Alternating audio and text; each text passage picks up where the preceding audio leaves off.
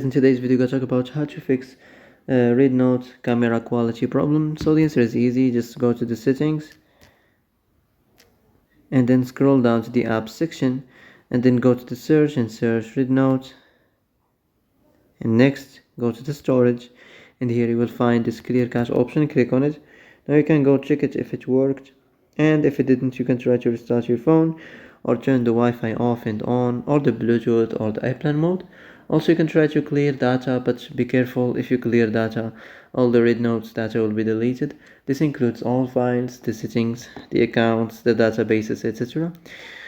So be careful if you want to clear your data.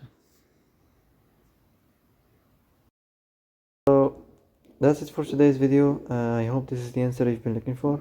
If you like this video, don't forget to like and subscribe, and see you in the next video.